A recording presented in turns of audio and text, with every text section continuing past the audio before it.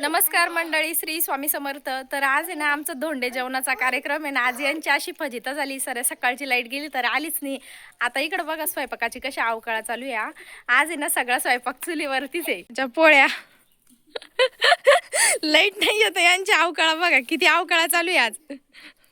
त्याला धोंडा जेवण करणं मागातच पडलं चांगलंच. म्हणजे सकाळपासून लाईट गेली ना तर लाईट आलीच नाही आज.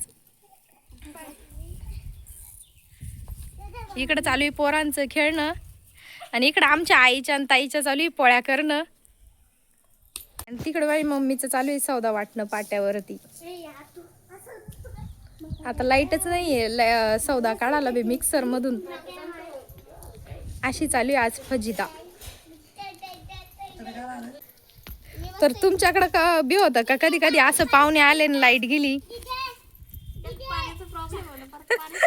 त्याच्यात आज पाणी पण नाहीये, म्हणजे लाईट नसल्यामुळे ना पाणी फिल्टर बी बंद आहे. सगळीच परेशानी आहे. आता माझ भाऊन ते गेलंय पाणी आणायला भराडीला. काहीतरी घेऊन का आणलं?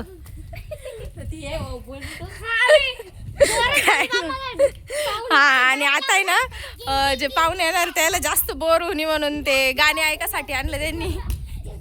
मम्मीचा आहे ना आता सगळा स्वयंपाक झाला होता आणि मम्मीने इकडं नैवेद्याचं ताट भरून ठेवलं होतं.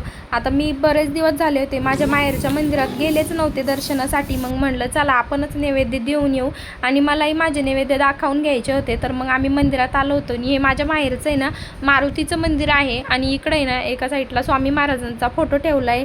दर गुरुवारी इथं स्वामी महाराजांची आरती घेतल्या जाते. आता जर मी जास्त दिवस असले ना तर मग एखादा गुरुवार जर आला ना तर मी गुरुवारी महाराजांच्या आरतीसाठी नक्की जात असते. पण मग आता यावेळेस आहे ना काही जाणं शक्य झालंच नाही, कारण मी फक्त 2 दिवस राहणार होते. मग सगळे पोरं पण आमच्यासोबतच मंदिरात आले होते. मग आल्यावरती पहिले स्वामी महाराजांच्या फोटोला नैवेद्य दाखवून घेतला, महाराजांची पूजा केली आणि इकडे ना सगळ्यांनी दर्शन घेतलं. आणि इकडं बघा श्रेयसचं पण कसं मस्त खेळणं चालू होतं. आणि हे मारुतीचं मंदिर आहे तर मग इथं पण आम्हाला नैवेद्य दाखवायचा होता. आणि इकडे या काकाचं ना साफसफाई करण्याचं काम चालू होतं. मग आम्ही तिथं मारुतीला पण नैवेद्य दाखवून घेतला. तर मारुतीच्या मंदिराच्या बाजूलाच एक मंदिर आहे तर मग तिथं पण नैवेद्य दाखवून घेतला देवीला. आणि आता परत दुसऱ्या मंदिरात जायचं आहे. नंतर आहे ना दुर्गादेवीचं मंदिर आम्ही मारुतीच्या मंदिराच्या पाठीमागं आहे. मग आम्ही तिथं पण आलो होतो नैवेद्य दाखवण्यासाठी. आता जत्राच्या वेळेस आहे ना सगळ्या देवांचं दर्शन घेतलं जातं, असं आडमध्ये काही दर्शन होतच नाही. पण मग आता म्हटलं चला आपला योग आला आहे तर मग आता दर्शन पण घेऊन घेऊ. आणि ही ना आमच्या गावातली म्हणजे माझ्या माहेरामधली ना लक्ष्मी देवीचं मंदिर आहे.